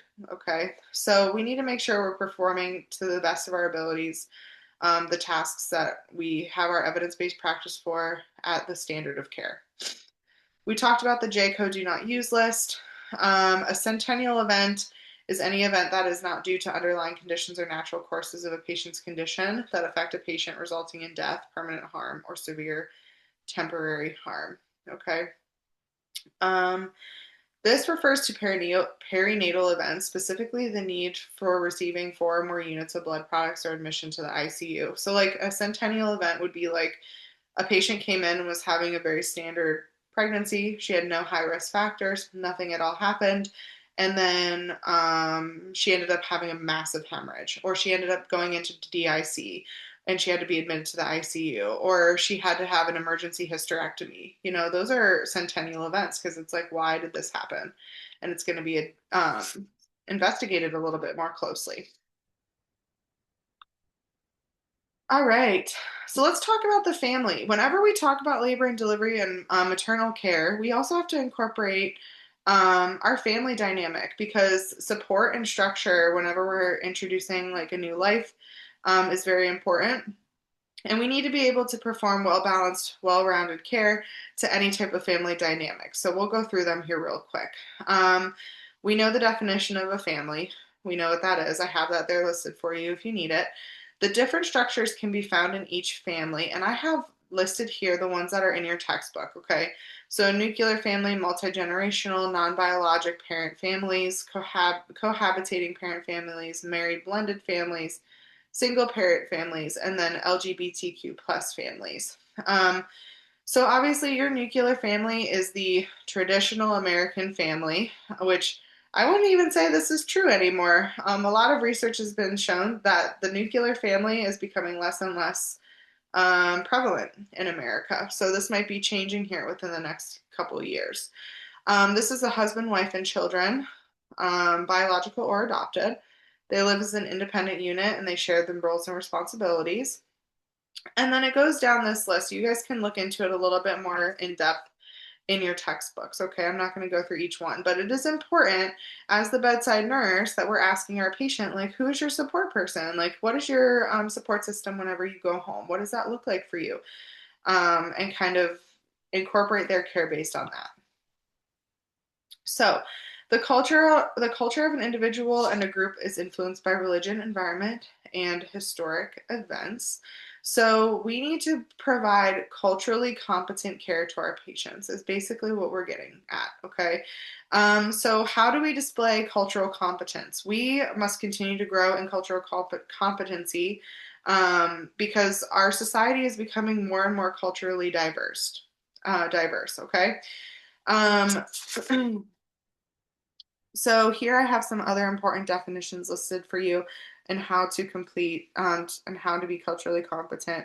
So familiarize yourself with acculturation, assimilation, um, but most importantly, guys, just be respectful and work to be inclusive.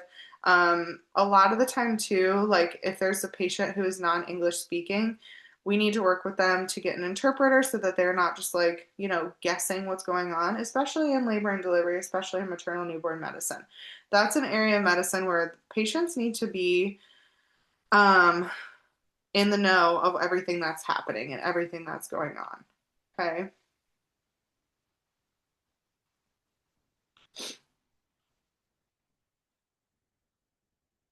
All right. So, cultural competence involves acknowledging, respecting, and appreciating ethnic, cultural, and linguistic diversity. Okay. So, some questions that we can ask when we're assessing a patient in order to promote cultural competence would be, what do you and your family think you should do to remain healthy during pregnancy? What foods will help to make a healthy baby? What can your labor support person to do to help you be the most comfortable during labor? So these are questions that are not necessarily pertaining to a specific culture. It's just being inclusive to that specific patient and taking into consideration what the patient needs and what they want for their labor and delivery experience. Okay. Some of this stuff might be common sense for most of you, probably all of you, but we go over it because it is very important, right? So, some other vulnerable patient populations that we're going to talk about here really quick. Um, Women are a very vulnerable patient population, as I mentioned in healthcare. They're vastly underrepresented, um, and there's still not a lot of resources available for women in the healthcare field, in the medical field, um, that are used regularly. Okay. People of color, adolescent girls, older women, incarcerated women, immigrants, refugees, migrant women. There's a big difference too in the healthcare that is accessible to women who live in a rural setting versus women who live in an urban community setting, right? People who live in a rural atmosphere usually have less access to healthcare than women who are in a urban city or in a suburb or in a well-populated area, okay? And homeless are another vulnerable patient population. Um, So, as we know, like if we're following along that nuclear family dynamic, women are primarily the ones in the home organizing and establishing healthcare. If they're facing diversity and are struggling with these health disparities, it is a likely the result of a socioeconomic circumstance, an ethnicity or race, or significant gaps exist in the quality of care and outcomes for women compared with men. Okay. So we just need to keep that in the back of our mind. When we talk about incarcerated women, okay, they are listed as a vulnerable patient population because these women, not because they're necessarily in prison or because they're incarcerated, but they typically have a higher rate of history of sexual abuse and trauma, which that needs to be taken into consideration when we're providing bedside care. Anytime a patient has a history of sexual abuse or trauma of any kind, that is going to change the way that we take care of this patient. Not that we're, not performing the care because she has this history, but if I know that I have to go in and this mom is in labor and I have to check her cervix to see how far dilated she is, I might be bringing another person in with me, or I might have a conversation with the mom that looks something like, "Hi, I know that you have had this really hard history. I do need to check your cervix. This is how I would do this examination. Would you feel more comfortable with another person in the room? Would you feel more comfortable with less people in the room? How can I make this more comfortable for you?" Okay. We're not just going in and being like, "All right, I'm going to check your cervix. Go ahead and lay down," like, because this is not something that is going to be providing very competent care. Okay. Um, any questions on this so far? Awesome. So, risk factors specifically pertaining to women. We talked about the health disparities in social, cultural, and genetic factors. Certain diseases are more common amongst certain groups of people. So, some socioeconomic status will affect birth outcomes. So, the rates of maternal and infant morbidity are higher in individuals from a lower socioeconomic status class. Why is that necessarily? Because of all those other health disparities we talked about. Limited access to healthcare. Do they have a way of getting to their appointments? Do they have a way of paying for this healthcare that they're going to be receiving? Do they have other kids at home that they can't leave and they don't have the money to pay for a sitter, or they don't have any family support to help watch their other children? Okay, this is some things that we need to take into consideration. Substance use and abuse, prescription drug use like illicit drug use or tobacco will result in a low birth weight infant, a baby who suffers from withdrawal, who has to be admitted to the NICU, sometimes fetal death. Okay. Um, some other things that we see that can sometimes be more prevalent in women would be the prevalence of nutritional problems, so eating disorders, so anorexia and bulimia. Those types of things can lead to miscarriages. They can lead to low birth weight infants. They can lead to failure to thrive, NICU admissions. So these things are not necessarily only occurring in women, but this class focuses on maternal and newborn medicine. So we're talking about it from a maternal, from a standpoint of how it affects women. Okay. Lack of exercise. So if a woman is morbidly obese, this can lead to her having a higher risk pregnancy. Stress, sleep disorders, and any type of risky sexual practice. It could also lead to issues with the pregnancies. All right, the last little thing that we're going to talk about, I think, here would be the violence against women. Okay, this is something that you guys will need to know for your exam and also for your potentially for your quiz next week. Okay, so unfortunately, human trafficking is very prevalent in the United States and throughout the entire world, really. So it is vital that as a bedside nurse, you are able to recognize the signs and symptoms of a patient who is being trafficked or is being sexually or physically abused. Okay, we are mandatory reporters of any minor suspected of being trafficked. Okay, if even if it's not a minor, if I am suspecting that a patient is facing abuse, that is something that I would bring to the attention of the social worker or any other type of staff on hand who could potentially help with the situation. Okay. It's recommended to ask patients simple yes or no questions. Over on that picture, I have the cycle of violence. So you have the honeymoon stage, then you have that tension building phase where like little arguments are starting to happen, and then you have the acute or abusive incident that occurs. This cycle is something that is often repetitive. If it happens once, it's most likely going to happen again. Okay. Signs and symptoms of a woman being trafficked or abused. This woman would be very silent. She's not going to make eye contact with the healthcare provider or anybody else that comes in the room. She'll have visible external injuries that don't necessarily match the description of what they said had occurred. The partner is refusing to leave the room or patient alone with the healthcare professional. There's lack of valid personal identification, so the patient is not able to provide an ID.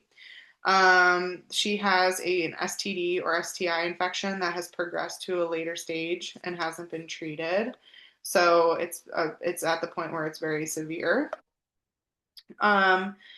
So all of these things can point to a woman who is potentially being abused or trafficked, okay?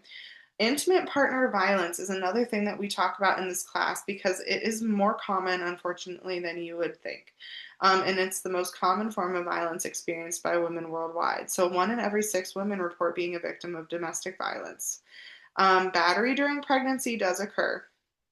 So if someone has been abused prior to being pregnant, they are more likely to be abused during pregnancy. Excuse me. Adolescent pregnant women are at a higher risk of abuse during pregnancy. Um, why is that? It's most of the time it's because they lack experience. They don't have their own resources. They're reliant on their partner for everything. They may or may not still be in school. They may or may not have their own job or their own source of income. So they're a very vulnerable patient population, and they should be assessed very closely by the healthcare professionals. Okay. Why does partner violence increase during pregnancy, right? You would think it would almost be the opposite, but most of the time it's not. Most of the time, if there's like any type of intimate partner violence, it's going to be more prevalent during pregnancy. This is because the stress of the pregnancy may strain the relationship further. The partner may become jealous of the fetus. The man or partner may be angry at the unborn child or the mom. Or like sometimes the partner is performing the act of violence in order to end or terminate the pregnancy. Okay. So I mean, this stuff is terrible. I've seen it. I've seen it in all of the patient populations that I've taken care of, from the Native American population, the Amish population, and then just like the, suburban, normal, whatever population that I take care of here over in Worcester. Okay. So what is our role? We need to be able to recognize and assess the patient at each visit. We need to provide emotional support. And then if the mom is verbalizing that she is trying to get out of this relationship, we need to try and offer her our assistance in any way we can. All right, guys. So the rest of this PowerPoint is going to be focused more on the structure of the reproductive system, which should be regular A and P review for you. So I'm not going to spend too much time on this because we also have only about like 10 minutes left in class, and since we took a break, we'll go all the way till 11:41. But in case we don't get to everything, I'm not going to go through this in too much detail because this should be A and P review for you. So here we have the female reproductive system. Okay, our internal structures would be the vagina and our uterus. Okay, here I have everything listed for you. The muscular organ is our uterus, and it's divided into the corpus and the cervix. Your cervix is down here, corpus is up here. The cervix, what is its role? It maintains the pH of the vagina. The mucus plug usually forms here during pregnancy. The cervix is right here, the cervical opening. It serves for reception, implantation, retention, and nutrition of the fertilized ovum. And later of the fetus during pregnancy, and the expulsion of the fetus during birth. That's the uterus's main function here. The uterine wall is made up of 3 layers: the endometrium, myometrium, peritoneum.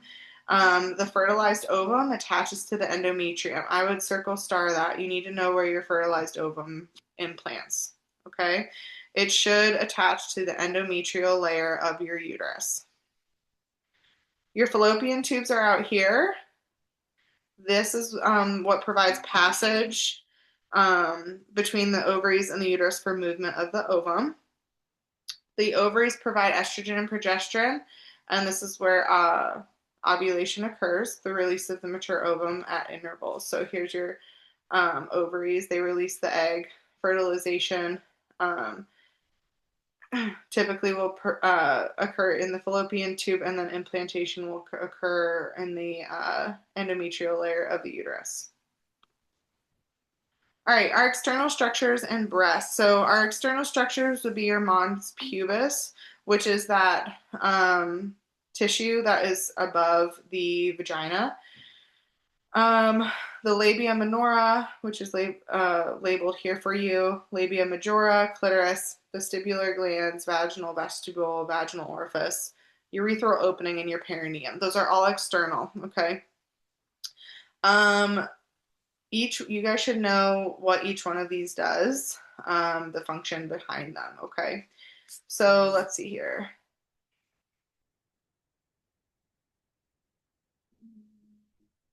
Yeah, we'll move on here to the bony pelvis, okay? Our bony pelvis is, I have some picture up here for you. This protects pelvic structures and accommodates the growing fetus during pregnancy. Its main function is that it anchors pelvic support structures. There are 4 different shapes of the pelvis that I have listed here: the gynecoid, platyploid, android, and anthropoid. Your most favorable for childbirth is your gynecoid, and I would circle and star that. You need to know that. A woman should have a gynecoid shaped bony pelvis in order for her to have a successful childbirth. Okay. Platyploid is unfavorable for childbirth. Android is similar to a male pelvic shape, so that is a little bit more challenging. And then anthropoid is that long oval shape down here. Okay. But you guys need to know that your gynecoid is your most favorable for childbirth. Okay. How do they know what shape you have? Typically, that's not really found Mm. out until after you deliver. Sometimes they can do like x-rays or other type of imaging to determine if they have a suitable pelvis. Usually they're not looking into it though, unless a woman is having like infertility issues, or if like she has a really traumatic birth, or like has to go back for like an emergent or stat C-section or something like that. Okay.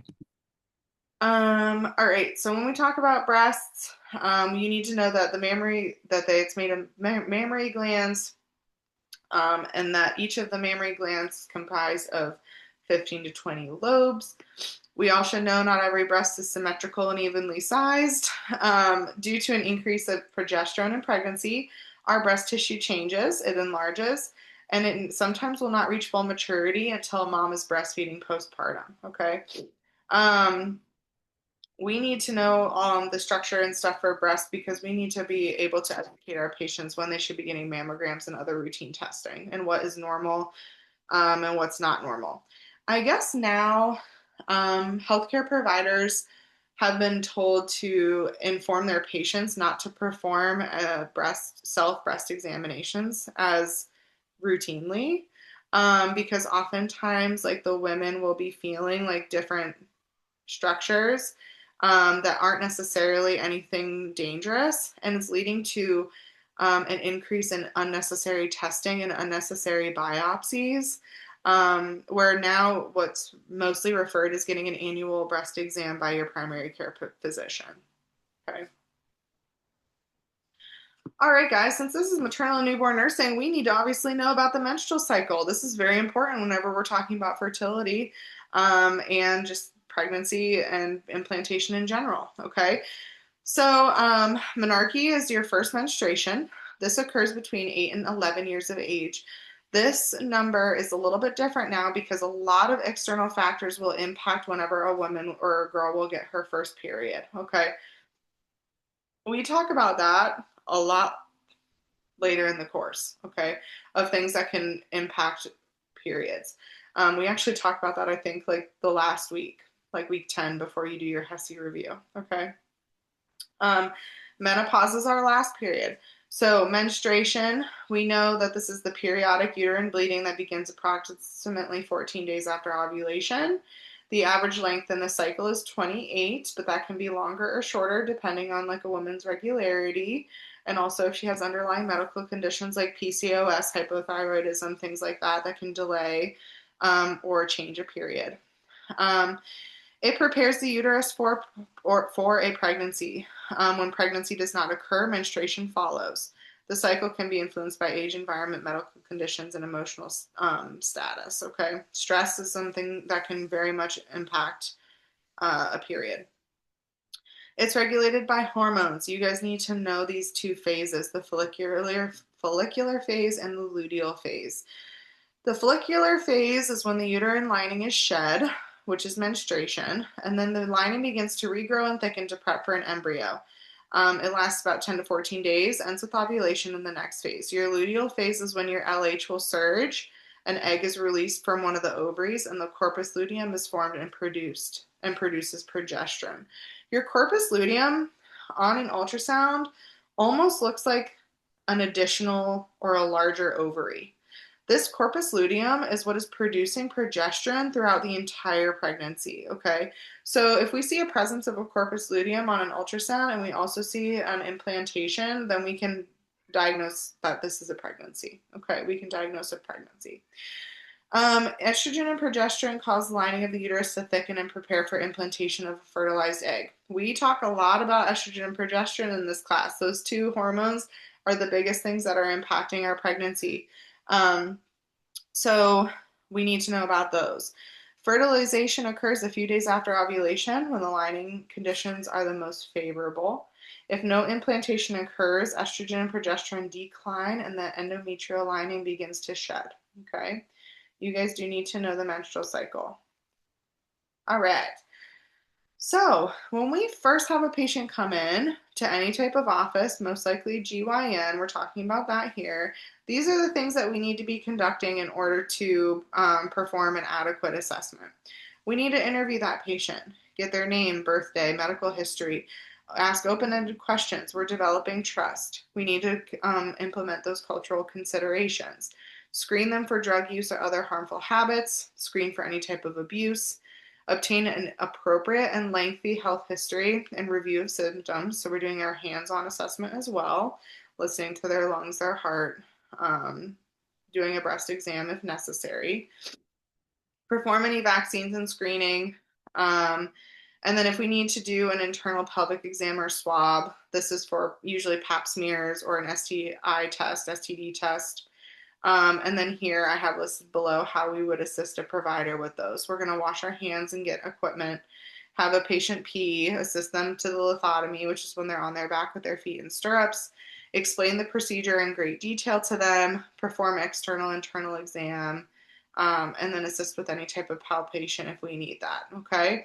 So this is just a brief look at our assessment H&P. Okay. In week 2, we talk a lot more about antepartum care of a mom. Okay, so like what type of testing she may endure during her pregnancy, what she can expect, what a doctor's appointment typically look like, and the things that we're going to be screening for. Okay, any questions on this content? Awesome. All right, so that concludes the information that we need to cover for our week 1 for the class. Let me see. I do have a quick question. Yeah, what's up? You said we need to know about, was it the fertilized ovum attaches to the endometrium? Is that what you had said? That we needed to know? So implantation occurs in the endometrium of the uterus. Okay. Okay.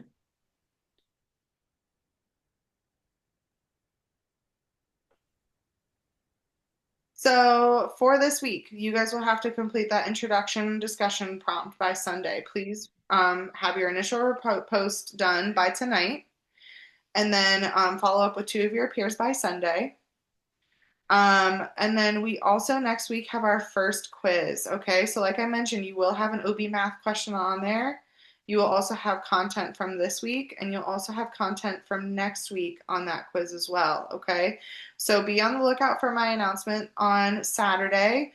listen to that recorded lecture, review that content before you come to class because we're going to just keep jumping into it. Next week, you guys are going to get an announcement. This is important. I will not be here. I'm not having my baby. So you guys don't, it's not that. I won't be here because we are super short staffed in the OR and I got mandated to work an extra day next week. So you guys are going to be going to Professor McBride to her class. My class and Professor McBride's class are like very identical. I use a lot of her material. She uses some of mine. So you guys should be getting pretty much exactly what I was going to be doing with you next week anyways. I will send her Zoom information in our week 2 announcement, but if you come to this Zoom, I will not be here. So Professor McBride is going to be teaching you guys next week, okay? So you will go to her Zoom for the quiz and for your attendance for your class for everything, okay? And Is then at the same time? it's at the same time. Yep. Same time. I'll send you her Zoom information, but you guys will need to go there rather than come to this Zoom. And then I will be back with you week 3, unless I'm having a baby, but that would still be too early. I'd only be like 37 weeks. So I anticipate seeing you. Okay. But if anyone has questions, feel free to stay after the Zoom.